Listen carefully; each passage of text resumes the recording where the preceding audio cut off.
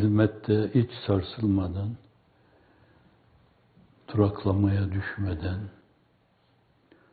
Allah'ın izniyle sarsılsak bile tökezlemeden doğru bildiğimiz yolda yürüyelim.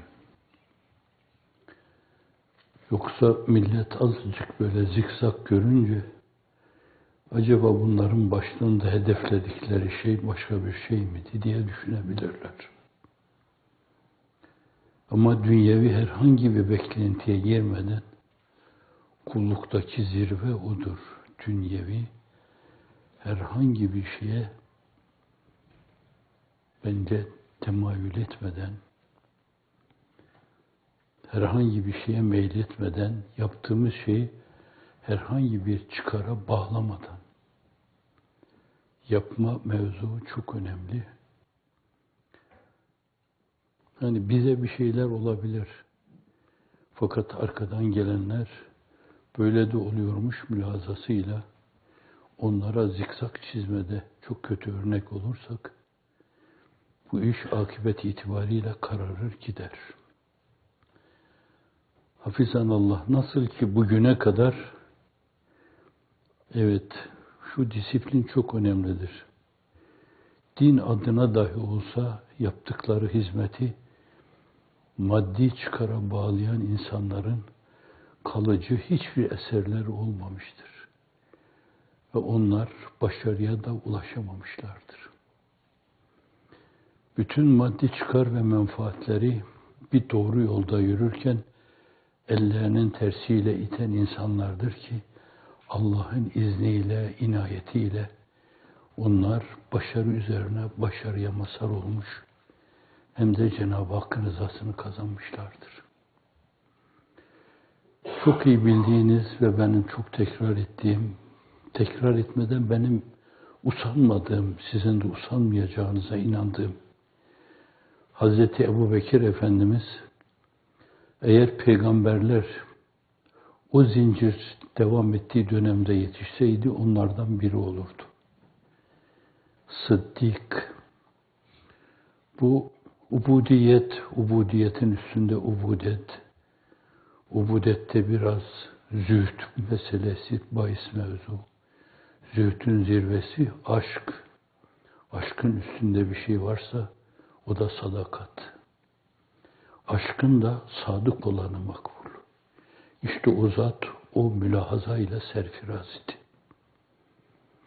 Hayatı seniyelerinde üçü kendinden evvel ortaya çıkmış. Ondan sonra 8 tane daha ona munzam, tam 11 tane büyük terör örgütü. İster IŞİD'i düşünün, ister El-Kaide'yi düşünün, isterse başkasını düşünün. Çok az kan dökerek Allah'ın izniyle hepsinin hakkından geldi. Aklınıza geliyordur, acaba ne kadar zaman, 50 sene mi, 100 sene mi? Biz 30 senedir, 40 senedir birilerini topa tutuyoruz. Bir adım mesafe alamadık. Sadece kinleri, nefretleri köpürttük. Bir yönüyle sizinle inzimam edecek insanları bizimle inzimam edip aynı duygu, aynı düşünceyi paylaşan insanları kendimizden uzaklaştırdık. Başka duygu ve düşüncelerin zebunu haline getirdik. Adeta onların içinde kinler, nefretler mayaladık. İşte size 30-40 senelik mekanize birliklerle, bütün askeri, siyasi, idari, iktisadi güçlerinizle mücadele ettiğiniz şeyin sonucu bu. Efendim az gittik, üz gittik, dere tepe düz gittik, bir çuvaldız boyu yol, hikayelerin başlarında söylerlerdi bunları. Az gitme, üz gitme, dere tepe düz gitme, tepeler açtık deme, geriye dönüp bakma, alınan mesafe bir çuvaldız boyu yol. 40 sene. O zat 2 sene, 3 ay, 10 küsür gün. Bu 11 tane hadisenin hakkından geldi. Ne kadarına geldi yani? Şu anda Türkiye'de yalancı bir darbede öldürülen insanların sayısı kadar insan öldürülmeden o fitne hadiselerinin hakkından geldi. Çünkü o dünyevi hiçbir şeye dilbeste olmamıştı. Giderken yemin ederim ben, vallahi billahi, kendisinin kendisine ait bir evi yoktu. Hususiyle halife seçildiği zaman bir yerde başkalarının koyunlarını sağarak geçiniyordu. 5-6 kilometre merkeze uzaktı. Geldi dediler ki bir gün sen oradayken devlete ait işler aksıyor. Sana maaş takdir edelim. Ben milletime, insanla hizmet ederken maaş alamam ki dedi. Çok rica ettiler. Öyleyse halkın orta seviyede geçimine ne kadar bir şey düşüyorsa bana da o kadar bir şey takdir edin. Gerçek mümin, sadakat. İnanırsanız bunlara inanın. Yaptığı hizmetleri dünyevi çıkar ve menfaatlere bağlayan, gece kondudan kalkıp saraylara konan, hiçbir şey yokken filolar oluşturan, bir sürü örnek olabilecek, tepeden tırnağa kir abidesi, bir sürü insana bakın, bütün yaptıkları, yapıyor gibi gördükleri şey, hiçbir şey yapmamışlar. Hep maddi çıkar ve menfaate bağlamış, dünyaya tapmışlar. Kur'an ifadesiyle kella bel tuhibbunel acile ve tezerunel ahire. Belki acil olanı siz ahirete tercih ettiniz. Bilerek dünya hayatını ahiret hayatına tercih ettiniz.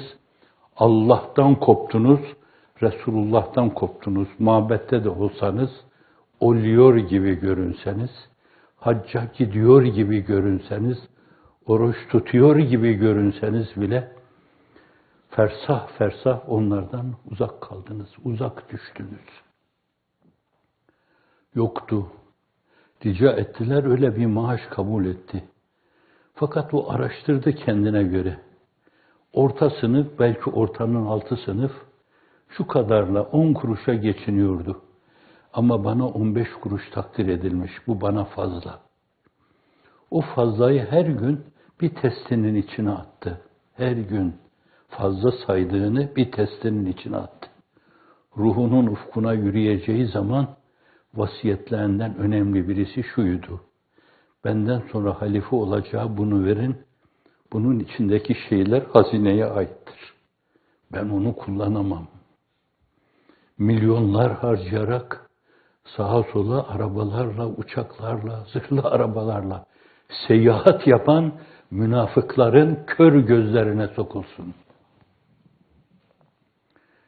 Testi kırılıp Hazreti Ömer'in önüne o 3-5 kuruş para dökülünce bir de levha yazmış. Name yazmış oraya. Bir bilgi notu yazmış oraya. Görünce gözyaşlarını tutamadı, ağladı. Senden sonra doğru Müslümanca yaşamaya adeta fırsat vermiyorsun dedi.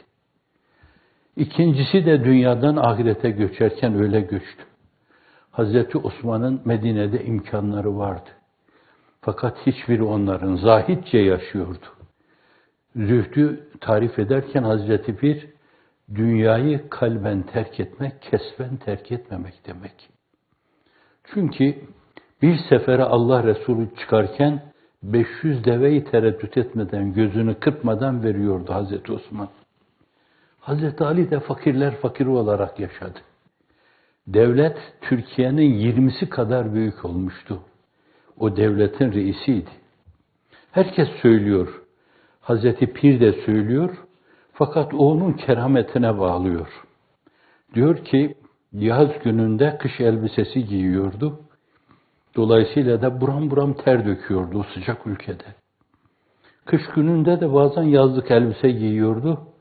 Zıngır zıngır titriyordu soğuktan. Fakat birisi Kur'an gölgesinde kitabında diyor ki ve o mevzuda belki El-Adaletül İçtimaiye fil İslam kitabında diyor ki Hazreti Ali'ye yaz gününde kışlık elbiseleri giydiğini görenler dediler ki ya emir el müminin bu yaz gününde yaz elbisesi giysen ama ben nereden alayım ki? Benim o kadar param yok ki yaza göre elbise alayım, kışa da kışa göre elbise alayım.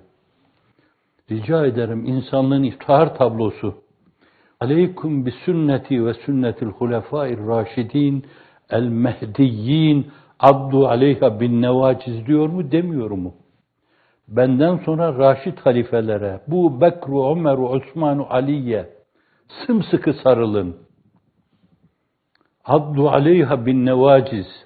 Azı dişlerle tutmak bir idiomdur esasen. Meseleye sıkı sarılma. Hablül metine tutunuyor gibi onların yoluna öyle sarılma. O yolda yürüme diyor. Doğru yolda yürüyenlere Allah Resulü'nün sallallahu aleyhi ve sellem tavsiyesi. Tekrar ediyorum. İsterse efendim dindar görünsün, dine ait bazı vezaifi yapsın. Fakat millet adına, sözde dini adına yaptığı işler karşılığında gönlünü bir kısım beklentilere kaptırmışsa, yemin ediyorum ben, Allah aşkına, peygamber hatırına, bu Bekru, Ömer'u, Osman'u, Ali hatırına onlara inanmayın. Onlar yalancının ta kendisidir. Size hizmet yolunda yürürken dün gecekonduda oturuyor, bugün saraylarda aram ediyorlarsa bunlar münafıkın ta kendisidir. İnanmayın. Allah aşkına inanmayın. Peygamber hatırına inanmayın. Münafıkın ta kendisidir onlar. Übey ibn Selul'dan farkları yoktur. O da belli bir dönemden sonra küfrünü gizleyerek önce açıktan mücadele ediyordu. Sonra baktı ki o yol yürümüyor. İnandım dedi. Her zaman böyle saf derun, sürü gibi bu türlü serkarların arkasından sürüklenen yığınlar olmuştur. Onlara cemaat denmez, cemiyet de denmez, toplum da denmez. Onlara sadece sürü denir. Biri ne söylüyorsa bakarlar, onlar da onu. Dün aka kara diyordu, öyle demeye başlarlar. Ertesi gün ona mavi dedi, öyle demeye başlarlar. Bir sene içinde 50 defa beyan değiştirirler, 50 farklı yola arkalarındaki sürüleri sevk etmiş olurlar. Bunlar da münafık değilse, Übey ibn Selul hiç münafık değildi. Hiç münafık değildi. Evet, onun münafıklığını kabul ediyorsunuz. Çünkü onun namazını Allah Resulü giderken, ona mahsus bir şeydir. Biliyordu onun münafık olduğunu. Fakat oğlu çağırdığından dolayı, çünkü oğlu Bedir sahabilerindendi. Abdullah. Giderken Allah ve la tusalli ala ahadin minhum mâte ebeden. Ebedi ölümle kafir olarak ölenin namazını kılma dedi. Bu Allah Resulü öyle geriye döndü. O Allah Resulü'nün yüce ahlakı Kur'an Kalem suresinde ve inneke leala hulukin azim ve buyuruyor tehallakû bi ahlakillah. Allah ahlakıyla ahlaklanın. O ondan ahlaklanmıştı. O ahlakın gereğini yerine getiriyordu. Kendi ruhunun ufkuna yürüdüğü dönemde aile efradının geçimi için birinden borç para almıştı. Biraz uzakça Yahudi olduğu söyleniyor. Kendi zırhını vermişti. Hani Osmanlı ona ait emanetleri, mübarek saçının tüylerini, buğyu mübarekelerini, onları bile getirdi. Topkapı'ya koydu ve millet şimdi bir tane bir yerde bir şişenin içinde varsa mübarek gecelerde öpüyor, salat selam okuyoruz. Evet, onun zırhı karşısında temenna durulacak bir şeydir. Onu birine rehin olarak veriyor ve ondan borç para alıyor, çocuğunun maişetini öyle temin ediyor. Oysa ki Kur'an Enfal suresinde وَعَلَمُوا أَنَّمَا غَنِمْتُمْ مِنْ شَيْءٍ فَأَنَّ لِلّٰهِ خُمُسَهُ وَلِلرَّسُولِ وَلِذِي الْقُرْبَى buyuruyor. Elde ettiğiniz o ganimetin, ki Bahreyn'den gelen ganimet mescidi dolduracak şekildeydi. Onun gözünü de öyle doldurmuştu ki endişesini o zaman şöyle ifade buyurdu. Parmağıyla işaret ederek ben şundan bundan değil. Yani falan düşmanın tepenize binmesinden Filan düşmanın tepenize binmesinden endişe etmiyorum. Fakat şunun üzerinde kavga edeceğinizden endişe ediyorum dedi. Fakat yine humusu alıyordu ama şuna veriyordu, buna veriyordu. Suffede yaşayan bazen 300 tane insan olduğu oluyordu. Onların serkarları, Devs'in arslanı Ebu Hüreyre radıyallahu anhum ecmaîn. Bakıyor, görüyor, veriyordu. İsteseydi mucizeleriyle o bir damla suyu derya suyu haline getirebilirdi. Fakat zerre kadar dünyaya meyletmedi, etmedi. Ve giderken de elinin tersiyle dünyayı itti. Tuğ cihandan vazgeçtim, hanım kalmadı dedi. Rabbine öyle yürüdü. Yaşama mevzunda da öyleydi. Evet, geriye dönüyoruz. Onlar böyle yaşadı, ruhlarının ufkuna böyle yürüdüler. Onlar bizim için örnekse şayet, giderken borçlu gitme, giderken evsiz gitme yani, bir hücre içinde hayatını geçirme, bir hücre içinde. Şakır şakır ganimetlerin aktığı dönemde bile, bir hücre içinde sadece. Öyle ki, o ezvacı tahirat, mübarek annelerimiz, Kitmir, antiparantez arz ediyorum, öbür tarafta Cenab-ı Hak, onlara yakın bir yerde lütfederse, o anaların hepsinin ayağının altına başımı koymaya teşne bulunuyorum. Allah'ım bunu benden esirgeme diyorum. O analarımız ona layık analardı. Evet, başkası ona layık olamazdı, ona layık. Onun ufkunda insanlardı. Öyle kuvve-i batiyesi önemli bir yerde neşet etmişlerdi ki, başlarından aşağıya vahyi sağanak sağanak yağıyordu ve onlar da selviler gibi boyatıp gelişiyorlardı. İç anatomileri itibariyle. Ama ne de olmasa insan. Ayşe validemiz diyor ki bazen hilale bir bakardık geçer, biter. 29 gün, 30 gün, bir hilal daha biter, doğar, biter. Bir hilal daha doğar, biter. Bizim evimizde sıcak bir çanak kaynamazdı. Anacığım neyle geçiniyordunuz? Esvedeyn. Arapçada taglip tarikiyle bir şey diğerine nispet edilerek böyle denir. Burada da su hurmaya izafe ediliyor. Bir suyla bir de hurmayla. Canım çıksın. Efendiler efendisi ve canım çıksın. Onun kendine yakın o ezvacı analarımız hayatlarını böyle geçirdiler. Bir defa öyle akıllarından geçti. İla oldu. O da isterseniz hani dünyayı rahat yaşayacağınız yere gidebilirsiniz. Ayşe validemizin ifadesiyle ben dediğimi dedim. Vallahi benden sonra bütün ezvaç hep aynı şeyi söyledi. Dünyayı tercih etmek mi? Ne demek ya Resulallah? Senin yanında böyle devam ederiz dediler. Müminler mümini, em'enül müminin hayatını böyle yaşadı. Etrafındaki hale de ondan farksızdı. Arz ettim 4 tane büyük insanı. Yol buysa bence bu yolda yürümeyen serkarlar ondan kopmuş yolsuzlar demektir. Ondan kopmuş yolsuzlar. İnanmayın vallahi onlara. İnanmayın Allah aşkına. Allah size sorar. Onlara inandığınızdan dolayı. Her şeyleri yalan. Dün başka türlü, bugün başka türlü. Tespit edenler telekomünikasyon vasıtasıyla çok inkişaf etmiş. Şimdiye kadar 300 tane, 400 tane yalan ve döneklik yapmış. Bunlara inanmak demek, kendi aklınızı hafife alma demektir. Kendi vicdanınıza karşı saygısızlık demektir. İnandığınız değerlere karşı saygısızlık demektir. Bildiğiniz bu dupduru yollarda gözünüzü kırpmadan ne haddime düşmüş size yürüyün demek. Ama müsaade ederseniz diyorum, yürüyün Allah'ın izni inayetiyle.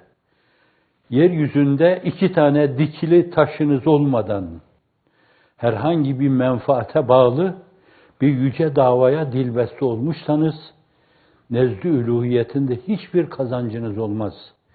Ve tarihe de Amnofisler gibi, Hitlerler gibi, Saddamlar gibi, Gazzafiler gibi geçersiniz. Lanet ile anılan Cebabire gibi geçersiniz. Ticareti vardır, meşru yollarla kazancı vardır. Öyle oldu. O fedakar insanlar okullar yaptılar. Türkiye'de yapmakla yetinmediler. Dünyanın değişik yerlerinde de okullar yaptılar. Üniversiteler açtılar. Üniversiteye hazırlık kursları açtılar. Binlerce diyorum, evler açtılar. Buralarda esas İslam'ın o yumuşak yüzünü, o kalp letafetini, o bakış nezahetini sergilediler dünyanın dört bir yanında ve insanları İslamiyet'e karşı imrendirdiler. Eğer yeryüzünde bir din varsa o da budur. Sevdirdiler o dini. Fakat şeytanın avenesi şimdi sizin, arkadaşlarınızın, o yolda yürüyenlerin bugüne kadar 50 türlü zahmete katlanarak yaptıkları şeyleri yıkmak için ellerinden gelen her şeyi yapıyorlar. İşte son duydunuz yani. Sadece bir tane kıtmiri celbetmek için orada kendileri gibi birisine 15 milyon para teklif ediyorlar. Arkası da gelir bunun diyorlar yani. 15 milyon dolar değil mi? Evet. Medyaya düştü. Karakterinize kurban. Müslümanlıkla değil bunu, şeytanlıkla bile telif etmek mümkün değildir. Acaba şeytan mı onlara bunları fısıldıyor? Yoksa onlar mı şeytanlığı şeytana fısıldıyor? Sizin üzerinize saldırtıyorlar. Samimi söylüyorum bunu. Çünkü yuhi ba'duhum ila ba'din zuhrufel kavli gurura. Onlardan bazıları insi şeytanlar, cinni şeytanlar, diyalogları, sözleri yaldızlayarak, değişik argümanları değerlendirerek, zift medyalarını değerlendirerek, televizyonları değerlendirerek, değişik ajansları değerlendirerek, trolleri, trolçeleri değerlendirerek bir yönüyle onlara en yaldızlı şekilde bir kısım şeytanlıkları telkin ediyorlar. Onlar da onlara burada eksik bıraktınız. Meşveret ediyorlar kendi aralarında. Ne yapalım, ne edelim? Dün Maocular bile olsa onlarla birleşelim. Dün dinimize küfreden insanlarla, kitabımızı hiçe sayan insanlarla, onların içinde 14 asır evvel gökten indi bak. Aynen medyada çıktı. 14 asır evvel gökten indiği zannedilen bir kitaba uyma diyen insanlarla uyum, itilaf veya ittifak sağlayarak evet çok iyi yapıyorsunuz. Biz de bu mevzuda sizin istediğiniz şeylerde sizin arkanızdayız. Yürüyün. Top sizin, çevkan sizin şimdi. Size ters gelen her şeyi yok edin diyor.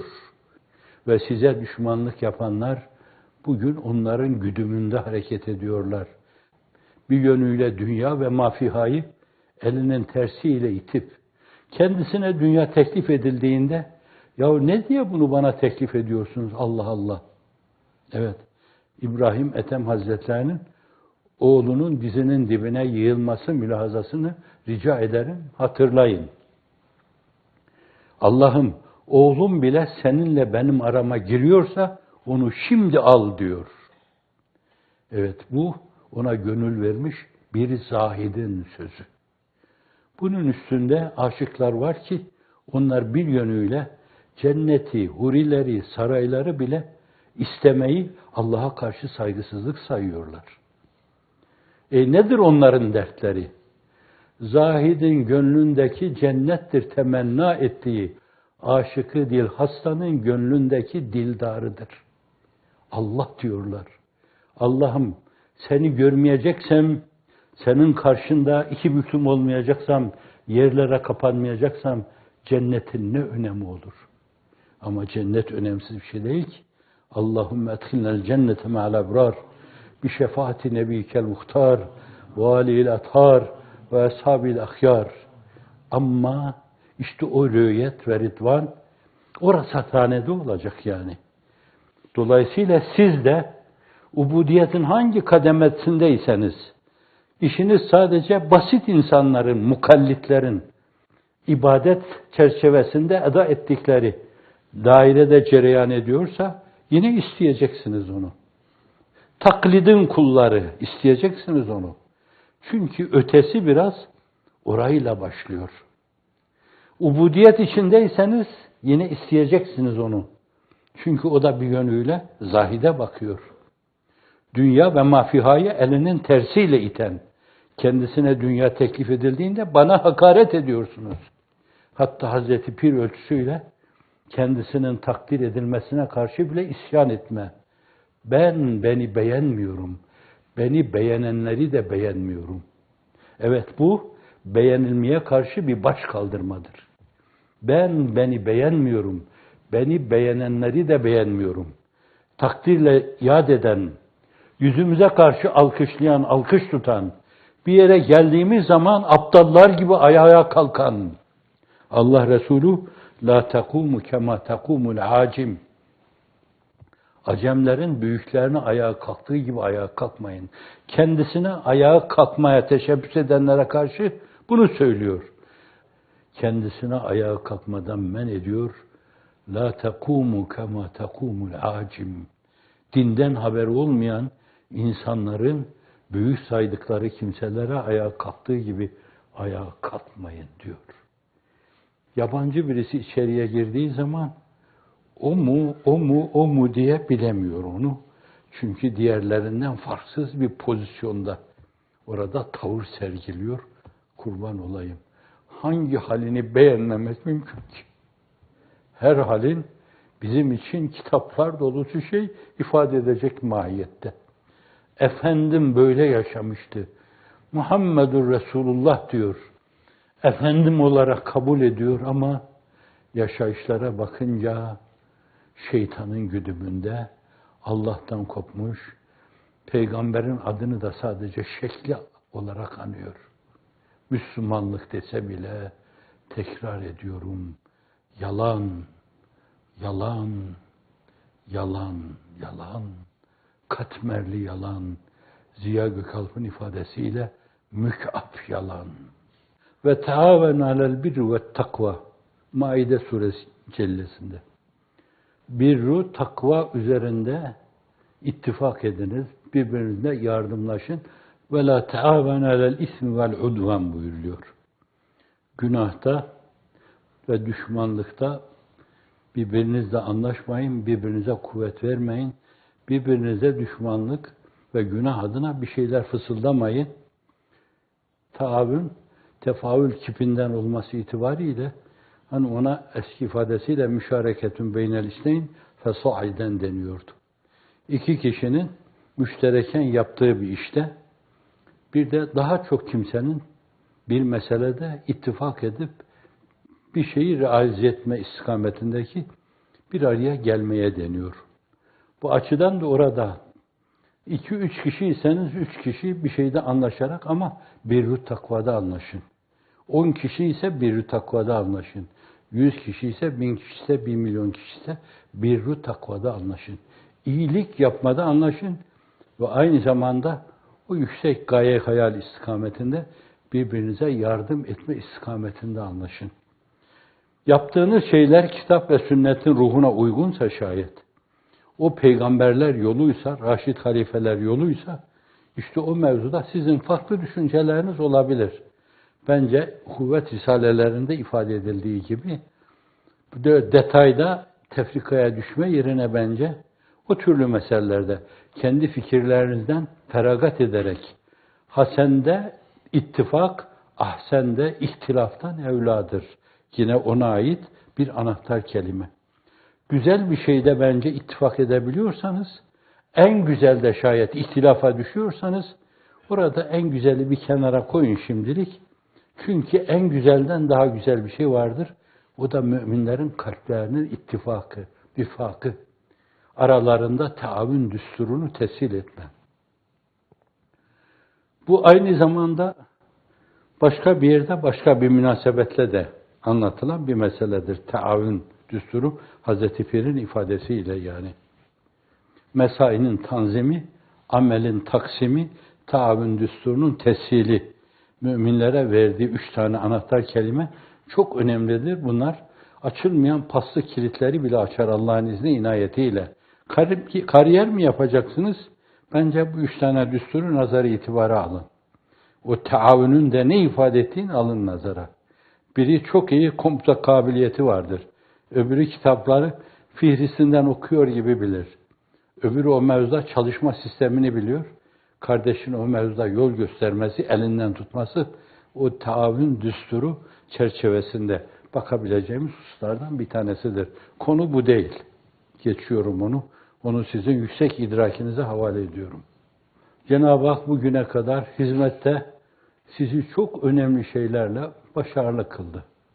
Dünyanın dört bir yanına tohumlar gibi, fideler gibi saçılmış ve gittikleri her yerde tohumsa başağa yürümüş, fide ise selvi olmaya doğru yürümüş Allah'ın izni inayetiyle. Ve çoklarının beslenmesine o mevzuda vesile olmuş. Cenab-ı Hak bu türlü lütuflarda bulunmuş. Şimdi yani bu mevzuda taavün düsturunu tesir ederek esasen onu bir yönüyle birinci disiplin olarak kabul ederek bu işi devam ettirme mevzuunda tevakkufa girmemek yani. Öyle bir taavün şeyi. Şartlar biraz değiştiğinden dolayı bazı hainler tarafından hizmetin önünde değişik engeller ve manialar oluşturulduğundan dolayı siz de stratejilerinizi bir kere daha yeniden gözden geçirerek öyle değil, şimdi böyle falan diyerek ve birbirimize ait kusurları görmeyerek bela ve musibet zamanında atfı cürüm dikenleri biter. Birbirini suçlama dikenleri biter. Beceremediler, yüzlerine gözlerine bulaştırdılar, önlüklerine döktüler, mülahazalarını şeytan tetikler. İnsanın tabiatında vardır. İnsan imanıyla, izanıyla, marifetiyle bunları baskı altına alır, kontrol altına alır. Fakat böyle kritik dönemde bunlar hortlar hepsi. Hortlak gibi. Ve atıl cürümler başlar burada. O türlü kusurları görmezlikten gelerek esasen kardeşlerle vifak ve ittifaka dikkat etmek lazım. Hazretin 6-7 tane temel disiplin olarak ortaya koyduğu hususlar vifak ve ittifakı iktiza ediyorken eften püften bağışlayın. O eften püften tabirini kullanmıyor. Eften püften meselelerle birbirimize düşmek, Kur'an'ın tecvid edeceği, sünneti sahiyenin tecviz edeceği, aklı selimin tecviz edeceği, dinin tecviz edeceği şeylerden değildir. Bence böyle bir dönemde bütün bunları kafamızdan silip atmak suretiyle başkalarını suçlamama, atfı cürümde bulunmama, bu hukuki tabir. Atfı cürümde bulunmama.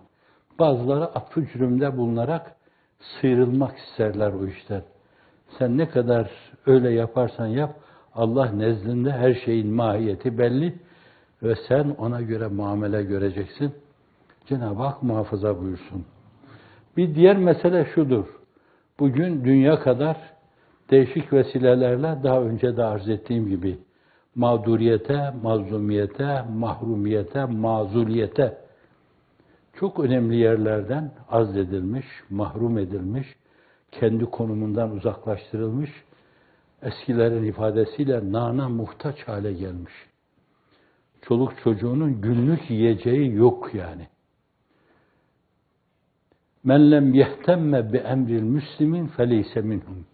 Müslümanların dertlerini onlarla paylaşmayan onlardan değildir. Yani açıkçası halis Müslüman değildir. Öyleyse Hz. Ebubekir felsefesiyle biz el alem ne yiyorsa şayet bize de o kadar düşer. Hazreti Pir ifadesiyle tadmaya izin var, doymaya yok. İşte o kadar. Onun dışında elimizde kalan şeyleri acaba o kardeşlerimize nasıl ulaştırırız? Mülahazasıyla hareket etmek Böyle bir taavün, böyle bir yardımlaşma. Onlar sizinle paylaştıkları mefkure uğruna, gaye, hayal uğruna maruz kaldıkları şeylere maruz kaldılar. Birinin ifadesiyle akıllar yurt dışına kaçtı, ahmaklar bizim elimize düştü. Bayıldım senin aklına, mantığına. İşte onun öyle ahmak dediği insanlar, onlar fedakar insanlar, kahraman insanlar. O zulmedenlerin Allah kollarını, kanatlarını kıracak. Bu Allah kırar. Siz şimdiye kadar bir karıncaya basmadınız. Bir sineğin kanına girmediniz. Hep böyle yaşadınız. Şu anda da böyle yaşıyorsunuz. Bundan sonra da böyle yaşayacaksınız. Karıncaya basmayacaksınız. Bunları çok rahatlıkla söylüyorum. Yanımda çırpınıp duran bir sinek. Bilmiyorum ben ne kadar yaşadıklarını. Sonra sordum, bir arkadaş dedi ki, hocam zaten onların ömrü 3 gün. Onu aklım kabul etmedi. Bir arkadaşımız akıllıca gitti, bir bilgisayara baktı orada, meğer 3 aymış, 3 ay yaşıyorlarmış. 3 ayını doldurmuş, yanımda çırpınıp duruyordu. İnanın namaz kılıyordum. Namazda gözüme takılınca bu defa namazım sineğin ölümü oldu. Hep ona bir an evvel selam versem de ben şunun önüne bir şey koysam acaba, tatlı bir şey mi atsam, bir su mu koysam filan. Selam verdim, çırpınan o sineğin önüne hareket edemiyor. Bir çıkayım diyor, hasırın az buçuk bükülmüş yeri var. O kadarcık engeli aşamıyor gördüm. Bir hurma yardım, çekirdeğini çıkardım. Yumuşak yerini getirdim koydum, onu da üstüne koydum. İnşallah yer canlanır dedim. Bilmiyorum ki ben ne kadar yaşadığını. Duamı yaptım, tesbihatımı yaptım, baktım yine bir kenarda duruyor, hurma da orada duruyor. Bir kere daha aynı şeyi denedim. Öyle bıraktım, dışarıya çıktım. Gittiğinde baktım ki ölmüş. Sonra bu hissimi arkadaşlara anlatınca dediler ki hocam zaten onun ömrü o kadar yanıyor, o kadar yaşıyor, elimde değil. Sizin hissiyatınıza bu duygularımla tercüman oluyor muyum? Biz buyuz. Bizden elin alemin güdümlü bir yönüyle planlı bazı şeyler yapmak suretiyle cemaati terör örgütü şeklinde gösterme, onların hiyanetlerinin ve şeytani fısıldamaların ifadesidir. Cenab-ı Hak insafı izan ihsan eylesin. Onları da sırat-ı müstakime hidayet eylesin. Müslüman görünmelerinden halas eyleyerek Müslüman olmaya muvaffak eylesin. Evet, bir tane daha bir şey diyeceğim. Bütün terör örgütlerinin Allah belasını versin. Amin. Terör devletlerinin de Allah belasını versin. Amin. Ve verecektir. Evet, bir taraftan hizmeti devam ettirme, birbirimize destek olma. Kubbelerdeki mübarek taşlar gibi baş başa verme. Bünyanı marsus haline gelme. Kusurları görmeme. Evet, kusurlara karşı göz yumma. İnsanlığın iftihar tablosunun ahlakıyla hareket etme. Böyle bir dönemde öyle yumuşak huylu davranmak lazım. Kalpleriniz gül gibi olursa dilinizden dökülen şeyler gül yağı gibi kokar. Uğradığınız her şey, herkes bir yönüyle orayı ıtriyat çarşısı gibi zanneder. Yanıltmazsınız insanlara Allah'ın izni inayetiyle. Diğer yanıyla da o teamün, bugün mağduriyet yaşayan kardeşleriniz şayet bir çanak çorbayla iktifa ediyorsa rica ederim siz de ona kanaat edin. Yanındaki pilavı bence ona gönderin. Tam sırasıdır. لَاِنْ شَكَرْتُمْ لَاَزِيدَنَّكُمْ وَلَاِنْ كَفَرْتُمْ اِنْ عَذَابِ لَشَد۪يدٍ. Şükrederseniz kasem olsun nimetlerimi artırırım. Ama o nimetleri görmezlikten gelir, nankörlük yaparsanız benim azabım şedittir diyor. Size olmasın, hakiki müminlere olmasın, kim olacaksa olsun, ben hiç kimseye olsun istemem. Size zulmedenlere bile Ahirette Cenab-ı Hakk'ın azabının olmasını istemem. Onun için Allah bir şey yapacaksa onlara dünyada yapsın. Başlarına dünyalarını yıkacaksa dünyada yıksın. Ama kurban olayım ya Rabbi, sen onların cehennemde yandığını bana gösterme. Çünkü bende ona dayanacak kalp yok, müsaade et.